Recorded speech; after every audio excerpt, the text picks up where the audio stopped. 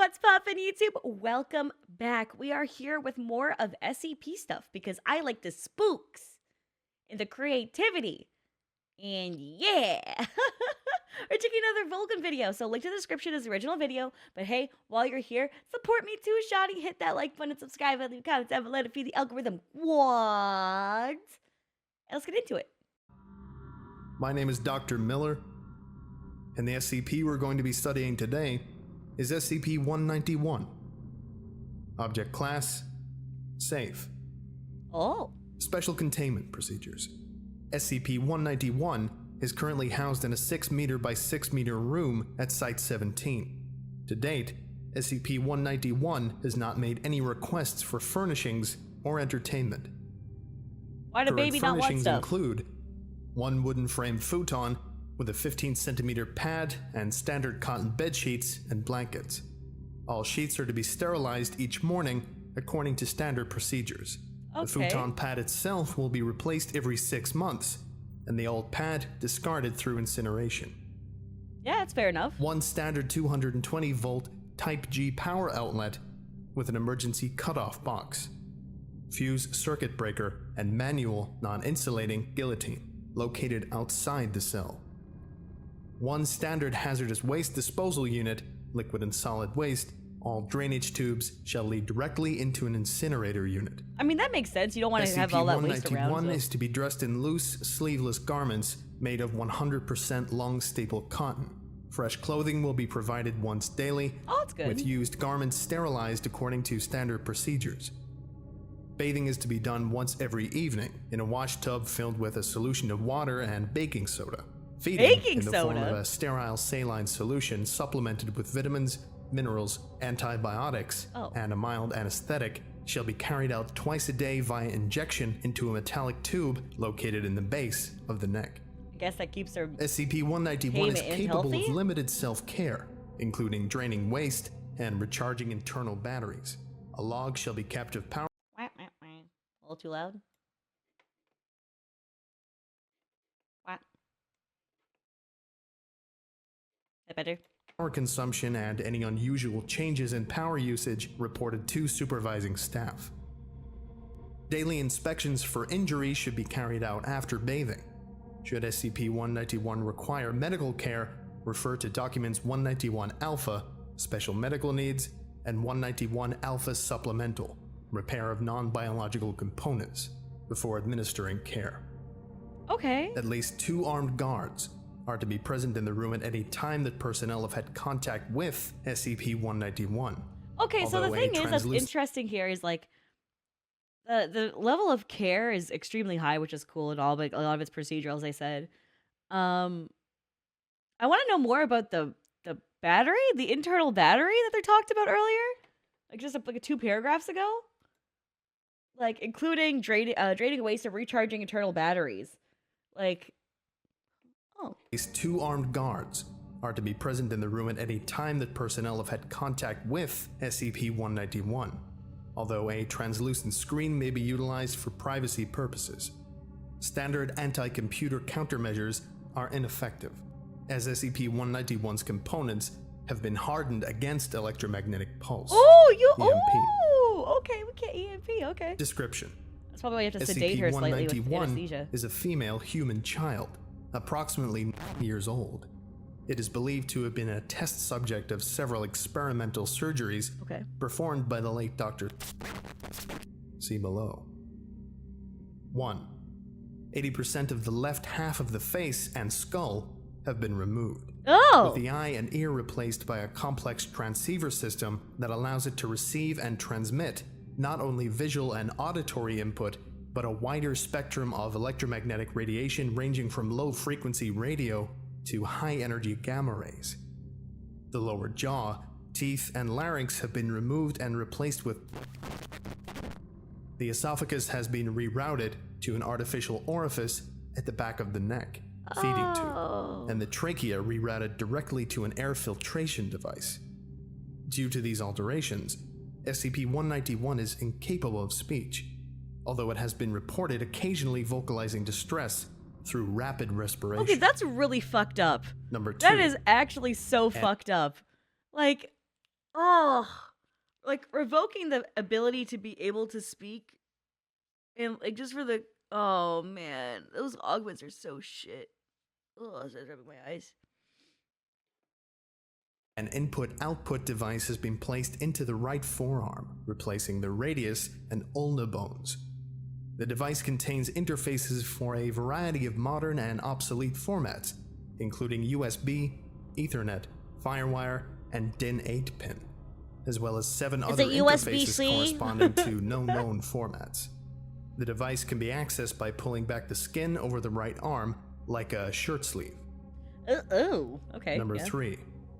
A 24-core processor array has been implanted in the brain, which translates input from all artificial components, essentially allowing SCP-191 to read and write computer data without the use of an external interface.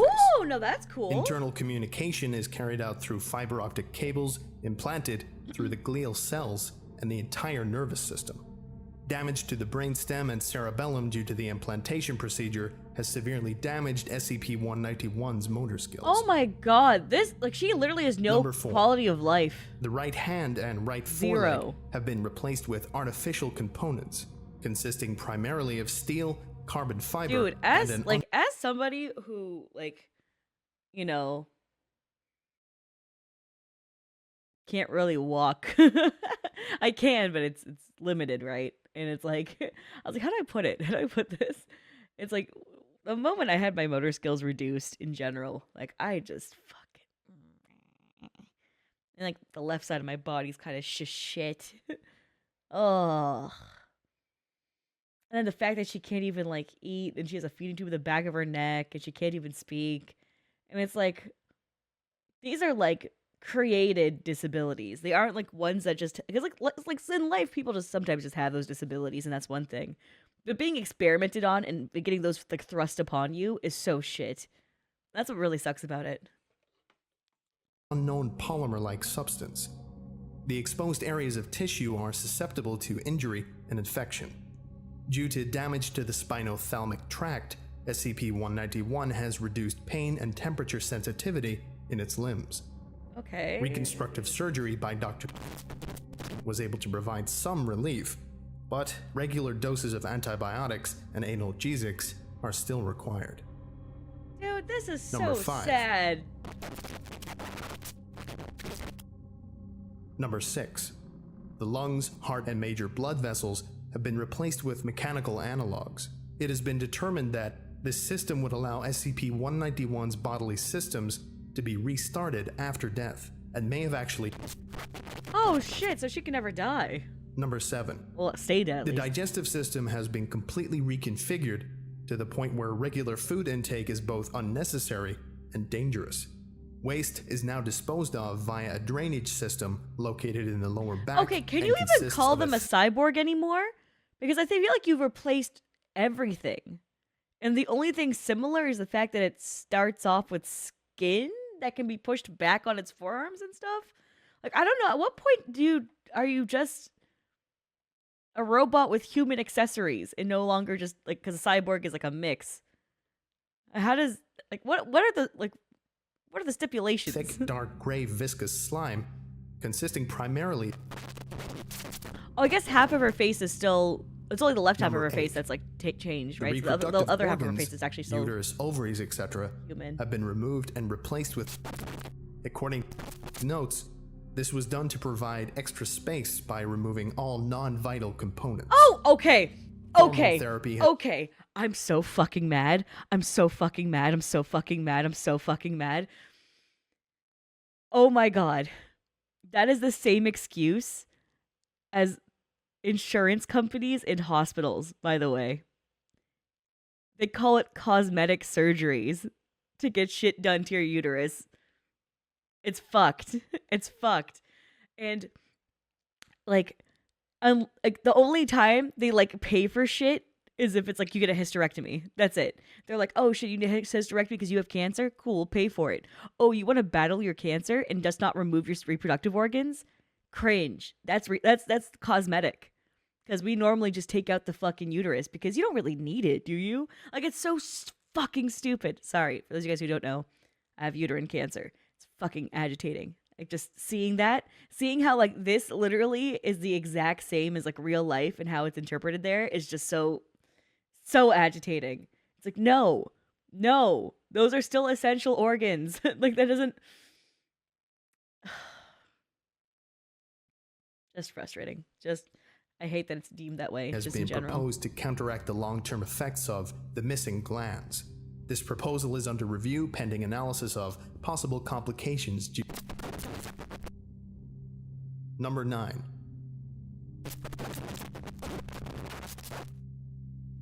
And finally, number 10. At least 15 other alterations of unknown purpose. Given this fact, and the haphazard integration of the quote, useful components, it is believed that they were performed merely to test the ability of such procedures on other subjects. Investigations are underway as to whether Dr. was planning to. At present, any theories as to the purpose behind these alterations are speculative at best, as Dr. died during the raid in which SCP-191 was recovered. See notes. And the only surviving records of his research are a single, half-burned, spiral-bound notebook consisting mostly of cryptic notes regarding a higher purpose. Higher purpose? What the hell? SCP-191 was recovered by Foundation agents during a brief collaborative effort with the Global Occult Coalition, in which a raid was conducted on the laboratory of Dr. A suspected member of. Sorry, my brain's locked in the moment I heard the GOC. Sorry, my brain went, oh! SCP-191 was the only test subject recovered from the laboratory. All other test subjects expired during the raid, either disposed of by Dr. or eliminated as hostiles by the task force. Alright, fair enough. Preliminary assessment concluded that full reconstruction was impossible, that the components introduced were too technologically advanced to risk becoming widely known, and that it could be a source of valuable data regarding if kept alive. Subject was classified as SCP-191 and moved to Site on. Its disappearance and those of the other test subjects was later blamed on a local serial killer who was arranged to be killed in prison while awaiting trial. Oh. Yeah, just Addendum 191-1. Testing of SCP-191's abilities has commenced. Ooh. Note: this is a test log for exploring the capabilities of SCP-191. Please remember that SCP-191 is a research tool and not an entertainment center. Any test involving games or other recreational technology should be conducted in a professional manner and not for amusement. Subject: Paint, a ubiquitous simple drawing program. Instructions: interface with a computer via USB port and draw specified. I am not saying much because we getting hella technical. I was like, I'm just here kind of absorbing a little bit because I'm like, okay. I'm gonna take a caffeine just in case.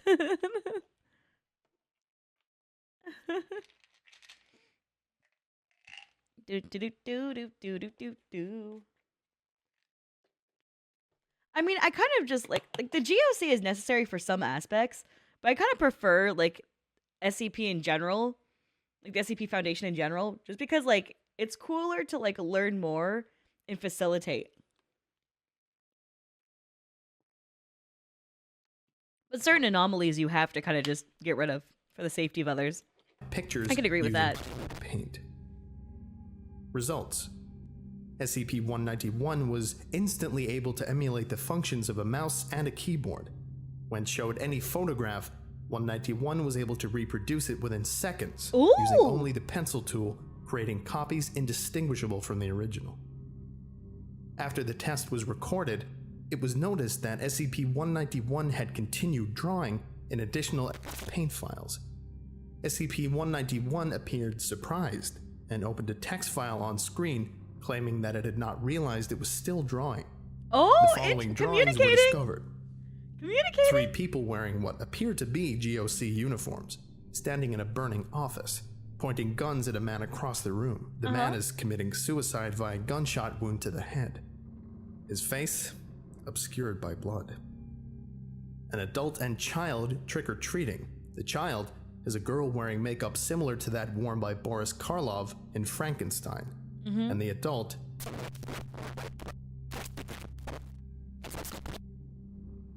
Next test. Subject, the video game... Instructions. Attempt to emulate the functions of a Wiimote and play a video game. Yeah! I love a good Result. Wiimote. Test began poorly, as SCP-191's impaired motor skills caused it to snap the disc in two before it could place it in the console. Oh, SCP-191 became distressed. It then stared at the disc, and the red light from its eye changed to green for a moment. When Dr. returned with a fresh disc, less than 2 minutes had passed, the game was already running on the machine. Dr. inquired as to how that had happened, and a message appeared on the screen saying, "I looked at the ones and zeros, and I loaded those in. I'm sorry, I know I'm not supposed to do it this way, but I didn't want you to waste a disc. Please don't be angry." Oh no! Yeah, she's definitely a cyborg. I apologize for saying that she's more like a robot. She is a sweet bean. Oh, that's a sweet girl. Oh, that's so sad. Oh, poor baby. Oh. SCP-191 still seemed fearful of reprimand, even after being reassured that it was doing excellently. SCP-191 made a perfect run-through of the game, despite the fact that it did not make any physical movements consistent with the Wii controls. Oh shit, she a gamer. And the last test. Subject, a well-known video effects program. A 40-second video file from a security camera located in the employee cafeteria. Instructions. Perform a series of video enhancement techniques used by forensic detectives on the popular television drama. Techniques that cannot actually be done in reality. Number 1. Zoom and enhance. SCP-191 was instructed... I started smiling because I saw a head that it said that. Zoom! Enhance! Zoom! Enhance! to zoom in on the window over the parking lot and read the license plates on the cars, which were illegible from this distance. The actual license plates had been photographed for reference. Number 2. Uncrop. SCP-191 was asked to shrink the video by 100 pixels on every side, and fill in the blank space with what it believed the rest of the cafeteria looked like. Again, the data was not actually available in the video. And number 3. Rotate camera. SCP-191 was informed of the exact location and angle of the other security camera in the cafeteria. Interesting. And asked to render the scene as viewed from that angle, filling in the parts that the current camera did not see. Oh! The actual footage from the second camera was requisitioned and held for reference. Result: SCP-191 could not understand the instructions at first. Dr. had to provide a lengthy explanation and then stand behind SCP-191 and give it instructions. Oh, she's like, I don't get it. Can you tell me again? Oh, but she can't even say it because she doesn't have speech. Oh, my heart. Okay. One step at a time. It was several minutes before the test could even begin. However, once SCP-191 actually got started, the videos and frames were finished in less than 7 minutes, of which at least 3 were spent watching the rendering progress bar. Number 1. Zoom and enhance test. Yeah. SCP-191 successfully rendered close-ups of the license plates, complete with photorealistic scratches and dents. However, the plates were found not to match the license plates on the vehicles. Oh. SCP-191 typed, the data wasn't there, so I had to guess. Okay. Number 2. Uncrop test. SCP-191 expanded the video canvas and filling in what was in the blank space, rendering the extra image seamlessly. It did not match the actual cafeteria, but once again, the data was not in the video file, and SCP-191 had been forced to guess. Number 3. Rotate camera test. The generated video matched the angle of the second camera perfectly, and almost everything visible from the angle of C1 matched the scene in C2 very closely. As before, places not visible were very different. One table only visible in C2 that had been seating was now, in the generated video, seating Dr. and Agent, the attending doctor and agent supervising SCP-191, eating lunch and talking. Oh, so that's cool. Like piecing together things that like she's generating things like that she perceived previously as well and adding it in for the assumption. That's cool. There were many visual differences between the original videos and SCP-191's copies. Many on-site personnel were unable to determine which ones were the forgeries. Oh wow, that's how Psychological analysis by Dr. Glass. SCP-191 has responded fairly well to containment.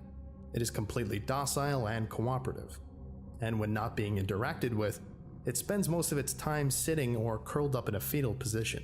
This may be a sign of distress, but is more likely for physical comfort, as normal body movements and postures are difficult. Oh, honey. Mental acuity is questionable. Although capable of rapid data analysis and communications, when physically linked to a computer system, it seems unable to follow conversations with human beings unless the conversant speaks slowly and uses simple words. Complex tasks are also impossible unless it is guided at every step. Siri, play Freebird. Alexa, play Freebird. Did I get anyone? Did I get anyone? Anyone? Anyone? Most people watch me on their phones, so that doesn't help. Or on their computers. I was hoping someone had me on a TV. I could get at least one person. At least one person, I hope. We'll see in the YouTube comments.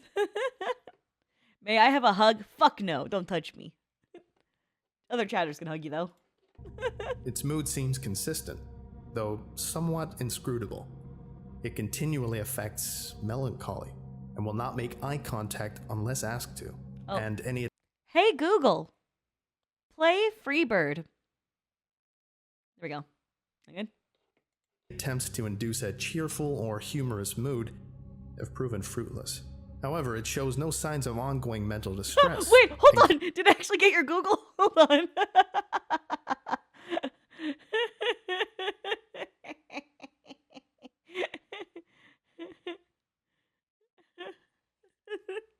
It worked.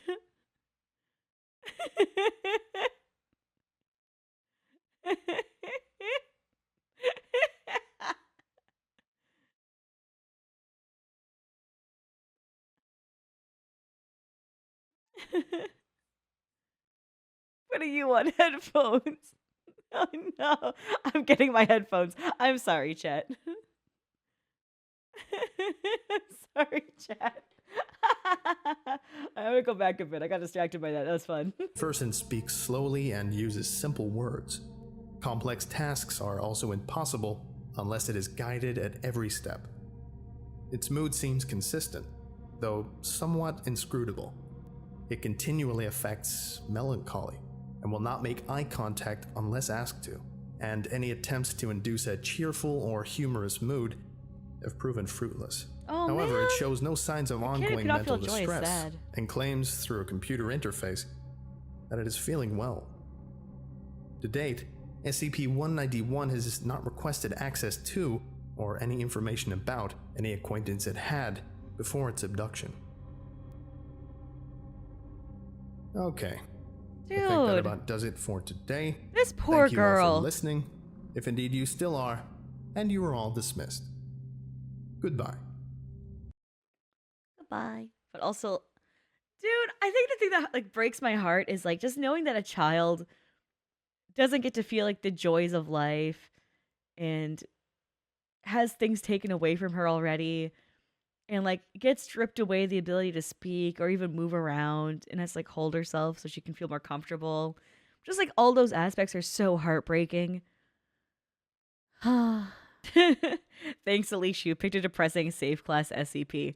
I should have picked a Keter. I apologize. We should have had some blood and carnage. I apologize for making us depressed. But listen, bitch, we've already been depressed, okay? This changed nothing. We're just being consistent. Thanks for watching, YouTube. We'll catch you later. Thanks for your love and support always. And we'll see you next time. Bye.